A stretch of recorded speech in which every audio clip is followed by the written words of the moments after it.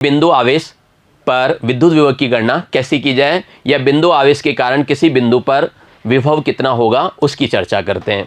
तो हमारा टॉपिक है बिंदु आवेश के कारण विभव। विभव को अपन ने देख लिया था क्या होता है विभव। किसी भी बिंदु पे हम विभव ज्ञात करते हैं तो क्या होता है। लास्ट कक्षा में हमने पढ़ा था, लास्ट जो वीडियो था पहला पार्ट था उसमें हमने पढ़ा था, क्या पढ़ा था आपने, एकांक धन आवेश को अनंत से किसी बिंदु पे लाने में किया गया कार्य उस बिंदु पे क्या होता है, विभव होता है। अगर ये बात हमें याद है तो कोई दिक्कत नहीं, इसको बड़े आसानी से हम हल कर सकते हैं अगर ये चीज़ हमें याद है। तो चलिए हम क्या करते हैं, यहाँ पे मेरे पास एक स्रोत आवेश है, एक आवेश है और ये मेरा क्या है Q0 परीक्षण आवेश है, एकांक धन आवेश है। इसको मैं क्या करता हूँ, अनंत से बिंदु कहाँ तक लाता हूँ, A तक लाता हूँ। अनंत से क्या करता हूँ, बिंदु A तक लाता हूँ। बिंदु A क्या है, इस जो स्रोत आवेश है उससे स्मॉल r दूरी पर है। कितनी दूरी पे है, स्मॉल r दूरी पर है। ठीक है, मैंने आपको ये भी कहा था कि जब किसी परीक्षण आवेश को या एकांक धन आवेश को लाते हैं तो क्या करते हैं, धीरे धीरे लेके आते हैं।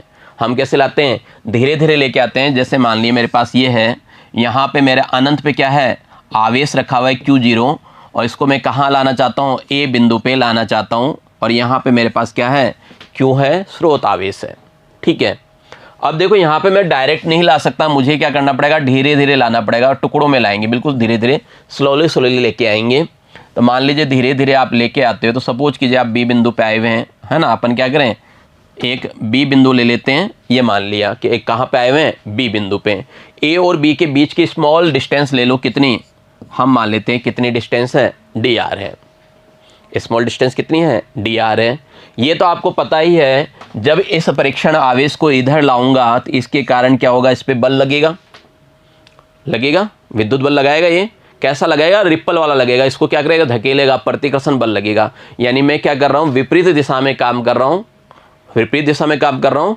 मेरा जो बाह्य बल है वो क्या होगा, इस बल के विपरीत दिशा में काम करेगा, माइनस में लगेगा। ठीक है, जो कार्य होगा वो क्या होगा, ऋणात्मक होगा। ये हमने लास्ट वीडियो में अच्छी तरह चर्चा कर ली थी। अगर ये सब चीज़ें याद है तो बिल्कुल आसान है। अगर अपन को ये सारी चीज़ें याद है तो बिल्कुल ही आसान है। चलिए देखो, चित्र वगैरह आप बना लेंगे और जो कुछ लिखना है आपको आता है लिख देंगे। चित्रानुसार एक बिंदुवत आवेश दर्शाया गया है, ये रहा। ठीक है, फिर जिसके कारण r दूरी पर स्थित बिंदु A, यहाँ से हमने क्या किया, r दूरी पे एक बिंदु ले रखा A, इस पे मुझे क्या करनी है, विभव की गणना करनी है। ठीक है, वो जो आपका आवेश रखा हुआ है, मान लीजिए आपका आवेश कहाँ रखा हुआ है, P बिंदु पे रखा हुआ है। P से A की दूरी क्या ले लिया अपन ने, स्मॉल r।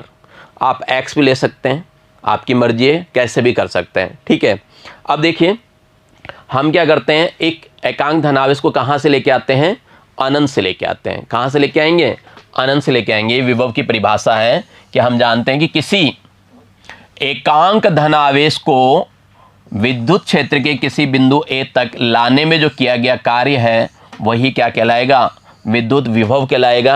यानी A बिंदु पे जो विद्युत विभव होगा वो क्या होगा, अनंत से A बिंदु तक परीक्षण आवेश एकांक धन आवेश को लाने में किया गया कार्य होगा। ये डेफिनेशन आपको पता है। अपन क्या करते हैं, इसको समीकरण नंबर 1 दे देते हैं। क्या दे दिया हमने, समीकरण 1 कह दिया इसको। ठीक है, अब लाने में जो किया गया कार्य है वो क्या होगा भाई, लाने में किया गया कार्य क्या होगा भाई, अपन ये जानते हैं। देखिए dw जो होगा, छोटा कार्य मान लो एक बार, dw क्या होगा, f इंटू विस्थापन होता है ना। तो f इंटू अपन ने क्या किया, dr ले लिया। ठीक है, f इंटू dr। ये कैसा होगा, ये पता है आपको, अपन विपरीत दिशा में काम कर रहे हैं, विरुद्ध कार्य कर रहे हैं, इसलिए कैसा होगा, माइनस का होगा। dr क्या है, dr यहाँ जो बता रहा हूँ ना, अल्पांश, अपन ने छोटे छोटे अल्पांश ले रखे हैं। ये छोटा सा कोई सा भी अल्पांश मान लें या A और B के बीच की दूरी मान लें। ठीक है, ये क्या हो गया अपना, dr हो गया। समझ गए, ये बात अपन ने पहले भी की थी। तो ये बात आपके समझ में आ गई, ये जो कार्य होगा F dr के बराबर होगा। ठीक है, F जो बल लगता है वो क्या है, विद्युत क्षेत्र बल के बराबर ही होता है। या फिर आप ये भी जानते हैं F बराबर क्या है, QE है।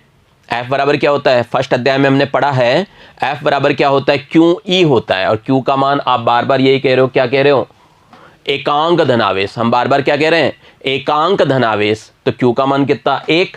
तो Q का मान 1 लेने से F और E क्या हो रहे हैं, बराबर हो रहे हैं। F और E क्या हो रहे हैं, बराबर हो रहे हैं, जब f और e बराबर हो रहा है तो इसकी जगह मैं क्या कर सकता हूँ, e रख सकता हूँ।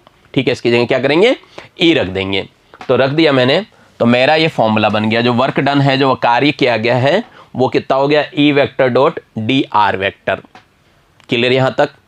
पहले अध्याय में हमने वो विद्युत क्षेत्र की तीव्रता पढ़ी थी। विद्युत क्षेत्र की तीव्रता क्या थी, के क्यू बटा आर स्क्वायर, यही थी ना, E बराबर के क्यू बटा आर स्क्वायर थी। अगर आप वेक्टर में लिखना चाहते हैं तो E वेक्टर क्या था, के क्यू बटा आर स्क्वायर, और क्या लगा रखा था हमने, आर केप। आर केप क्या कर रही थी, दिशा बता रही थी। आर केप क्या कर रही थी, दिशा बता रही थी। तो ये आपका पड़ा हुआ है, पड़ा हुआ है अपना। जब ये अपने पास पड़ा हुआ है तो अब अपन क्या करें, ये मान यहाँ पे रख देते हैं, E का मान रख दें। तो E का मान मैंने रख दिया के क्यू बटा आर स्क्वायर और आर केप और डी आर।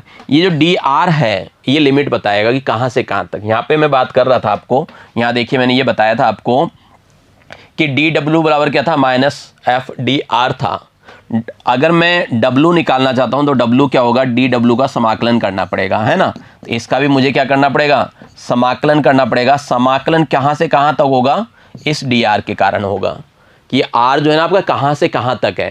तो आर जो अल्पांश बना रहे हो आप, ये अपने पास क्या कर रहे हैं, अल्पांश बना रहे हैं। ये अल्पांश कहाँ से शुरू हुआ बनना, आप कहोगे अनंत से शुरू हुआ। कहाँ तक जाओगे, कहाँ तक जाएंगे, आर दूरी तक के लिए। अनंत से कहाँ तक ला रहे हैं, आर दूरी के लिए ला रहे हैं ना।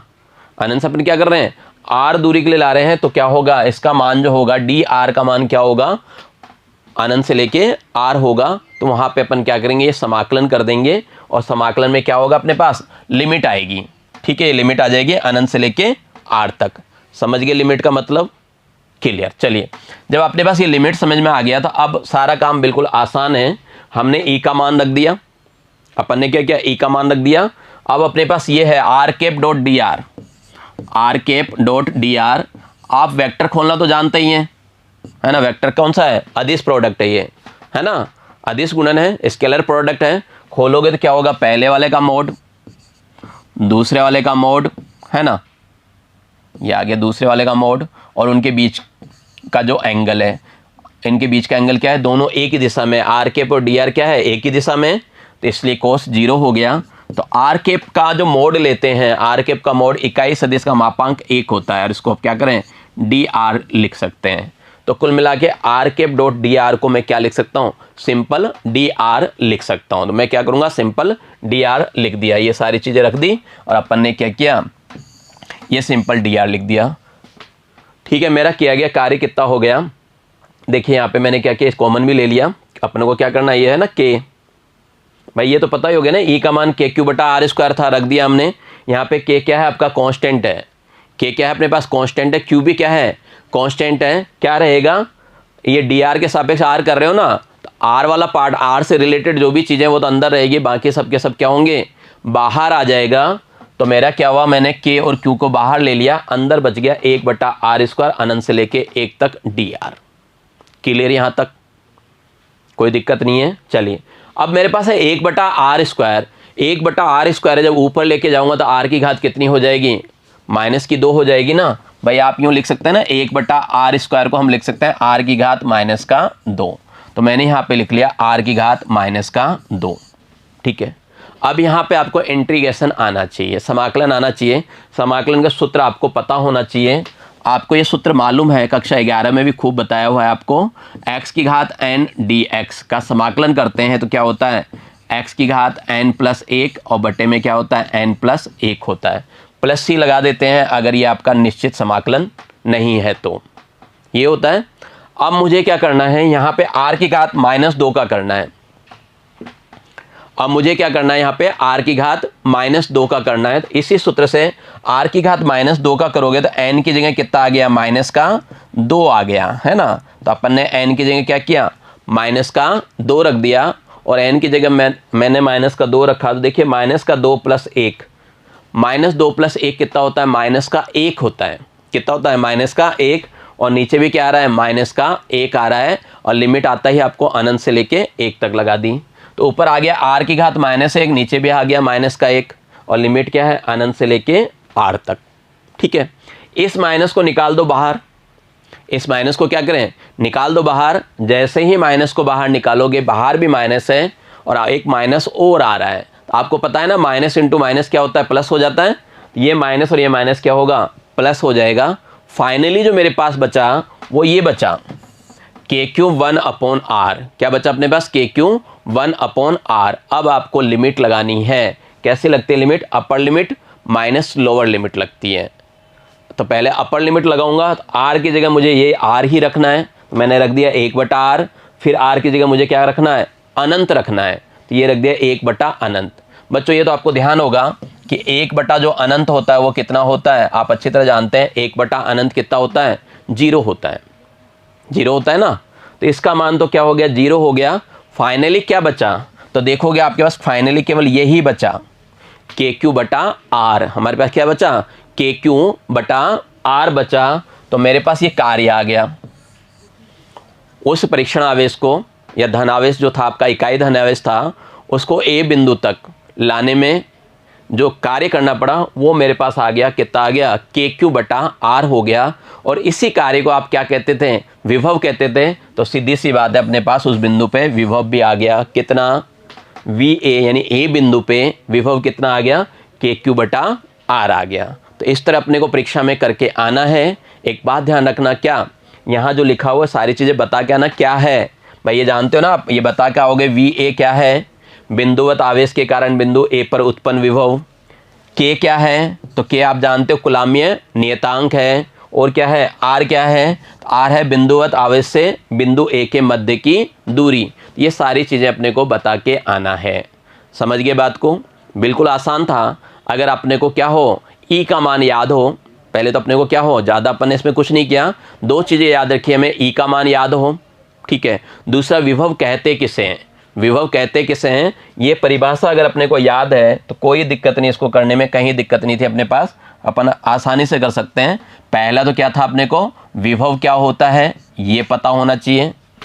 भाई विभव क्या होता है ये पता होना चाहिए। क्या था आपका विभव, W/Q, यही था अपने पास। विभव क्या था आपका, W/Q 0 था, जैसे आप कह रहे हैं, है ना। W क्या होता है, तो आपको ये पता होना चाहिए कि W क्या होता है, F.dr होता है, यानी उसकी दूरी होती है ना, बल इंटू विस्थापन होता है, बटे में Q0, ठीक है। अब F क्या होता है, आप F जानते हो क्या होता है, E इंटू Q0 होता है, इससे भी कर सकते हैं, बटा dr, है ना, sorry, E into Q0 dr बटे में Q0। ये Q0 से Q0 क्या कट गया, कट गया। अब अपने पास जो V आया है, अब ये V क्या है, dr लिख रहे हो ना, तो dr लिख रहे हो तो आप V ना निकाल के आप क्या कर रहे हो, डेल V निकाल रहे हो। अब मुझे डेल V से क्या चाहिए, V चाहिए। अब मुझे इससे क्या चाहिए, अपने को V चाहिए। तो V कैसे मिलेगा बताओ, अब अपने को क्या चाहिए, V चाहिए। तो V के लिए अपन क्या करें, समाकलन करना पड़ेगा। V के लिए क्या करना पड़ेगा, हमें समाकलन करना पड़ेगा। तो इसका हमने क्या किया, V ज्ञात करने के लिए इसका समाकलन कर दिया। बस ये सिंपल सब चीज़ें थी। और E का मान क्या किया, जो आपको पता है E का मान KQ/R² होता है, ये होता है ना।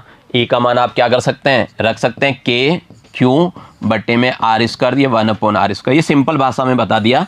इस तरह अगर आप माइंड में याद रखते हैं, इसका समाकलन वगैरह कर लेंगे, लिमिट भी लगा देंगे। लिमिट कहाँ से लग रही है, अनंत से लेके R तक लग रही है। अगर ये छोटी सी चीज़ याद रखते हैं तो इतनी बड़ी जो चीज़ बताई है आपको मैंने, वो पूरा का पूरा कर सकते हैं ना। तो ठीक है, ये क्लियर आपके। चलिए, जब अपने पास ये क्लियर हो गई, अभी हमने एक बिंदुवत आवेश की बात की है, ठीक है। अध्यारोपण सिद्धांत में आपने बहुल आवेशों की भी चर्चा की थी, बहुल आवेशों की हमने क्या की थी, चर्चा की थी। तो यहाँ भी हम क्या कर लें, बहुल आवेशों की एक बार चर्चा कर लेते हैं। तो अपने कॉपी में हेडिंग डालिए, आवेशों के निकाय के कारण विद्युत विभव। आवेशों के निकाय के कारण विद्युत विभव, कहने का मतलब क्या है, यहाँ पे मेरे पास खूब सारे आवेश हैं, Q1, Q2, Q3, Q4, Q5, Qn तक, ठीक है। इससे एक बिंदु है P, जो क्रमशः R1, R2, R3, R4, Rn दूरी पर है।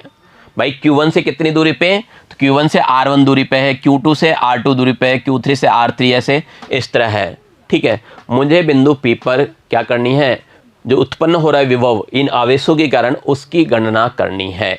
और गणना बिल्कुल सिंपल है, उसी से हो जाएगी अध्यारोपण सिद्धांत से।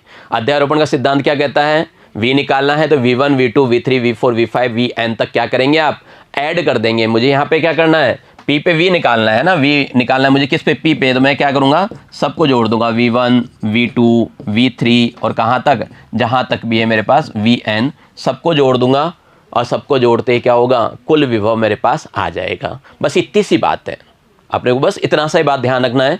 तो देखिए आप ये चीज़ें तो लिख लेंगे कि भाई चित्रानुसार एक आवेश निकाय प्रदर्शित है ना, जिसमें उपस्थित आवेश क्या क्या मान लिया हमने, Q1 Q2 Q3 और Qn, है ना। इस आवेश निकाय के कारण किसी बिंदु पे P पर हमें क्या करनी है, विभव की गणना करनी है। और इनकी दूरियां जो है आपने क्या मान रखी है, R1 R2 और R3, ऐसे ही Rn है। तो ये लिख देंगे, आप अपनी भाषा में लिखिए, बहुत अच्छा भी लगेगा आपको, ठीक है। आपको अपनी भाषा में लिखना है, ठीक है। ये अभी थोड़ी देर पहले मैंने निकाल लिया, जो किसी भी बिंदु पे विभव उत्पन्न होता है वो क्या होता है, KQ बटा क्या होता है, R, है ना। KQ बटा क्या होता है, R होता है, V बराबर KQ बटा R। अब मैं क्या करूँगा, पहले आवेश के कारण निकाल लूँगा। पहले आवेश के कारण V1 कितना हो जाएगा, तो Q की जगह Q1 और R की जगह R1, KQ1 बटा R1। ऐसे ही दूसरे के लिए निकाल दो कि दूसरे के लिए कितना होगा, तो दूसरे के लिए हो जाएगा V2 बराबर KQ2 बटा R2। ऐसे तीसरे के लिए, चौथे के लिए और लास्ट फाइनल हम किसके लिए निकाल लेंगे, nवें आवेश के लिए निकाल लेंगे। Vn कितना हो गया, KQn बटे में कितना आ गया, Rn आ गया। समझ गए बात को भाई। हमने क्या किया, जो अपने पास ये चित्र है, यहाँ पे हमारे पास क्या है, इस चित्र पे बहुत सारे आवेश हैं। तो Q1 के कारण मैंने V1, Q2 के कारण V2, Q3 के कारण V3 और ऐसे ही Qn आवेश के कारण क्या निकाल लिया अपन ने, Vn विभव निकाल लिया बिंदु P पर, ठीक है। किस पे, बिंदु P पे हमने ये निकाल लिया। अब मुझे क्या करना है, कंप्लीट आवेश, कंप्लीट चाहिए विभव, क्या चाहिए, कंप्लीट चाहिए। तो कंप्लीट के लिए फॉर्मूला लगा दो, V बराबर क्या था अपने पास, V1 plus V2 plus V3 up to Vn। तो ये अपन ने फॉर्मूला लगा दिया, V बराबर, ठीक है, ये लगा दिया V1 plus V2 plus V3 कहाँ तक, Vn तक। क्या करना है, बिल्कुल आसान है। क्या करोगे, V1 का मान रख दो, V2 का रख दो, V3 का रख दो, Vn का रख दो। तो ये अपन ने V1 का रख दिया, V2 का, V3 का और Vn का रख दिया। देखिए कॉमन आ रहा है क्या, देखिए कॉमन आ रहा है। आप देख रहे हो सभी में क्या है, ये K सभी के अंदर क्या हो रहा है, कॉमन आ रहा है, उभयनिष्ठ आ रहा है। इस K को अपन ने बाहर कर दिया और बाहर करते ही अंदर ये आ गया, V बराबर K Q1 बटे R1 Q2 बटे R2 और कहाँ तक, Qn बटे Rn तक है। अब इसको गणितीय भाषा में लिख दो, थोड़ा छोटा करके गणितीय भाषा में लिख दो। तो ये इसकी गणितीय भाषा होगी सिग्मा के रूप में, K बाहर, समेसन I बराबर 1 से लेके कहाँ तक, n तक। इसके लग जाएगा QI और इसके क्या लग जाएगा, RI। बस रिजल्ट आ गया अपने पास, क्या आ गया, रिजल्ट आ गया रिजल्ट। तो ये आपका क्या है, अगर बहुत सारे बहुल आवेश हैं उसके कारण किसी एक बिंदु पर विभव की गणना करना चाहते हैं, तो ये इसका क्या होगा, फॉर्मूला हो जाएगा, ठीक है। ये क्या हो जाएगा, फॉर्मूला हो जाएगा। साथ ही आपने देखा कि V बराबर था KQ बटा R। हमने क्या देखा, V बराबर क्या था, KQ बटा R था अपने पास। अपन ये देखा V बराबर KQ बटा R। तो अगर आप चाहें तो ये भी बता सकते हैं कि V है वो क्या हो गया, V विभव क्या है, दूरी के व्यतक्रमानुपाती होता है। क्या दूरी के क्या हो रहा है, व्यतक्रमानुपाती है, यानी जितनी दूरी बढ़ाएंगे वहाँ पे विभव भी क्या होगा, कम होगा।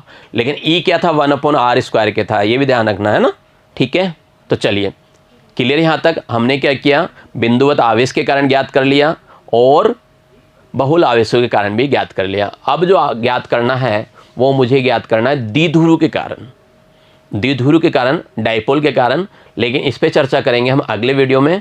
आज इतना ही, मिलते हैं आपसे अगले वीडियो में। तब तक के लिए नमस्कार, धन्यवाद, आपका दिन मंगलमय रहे।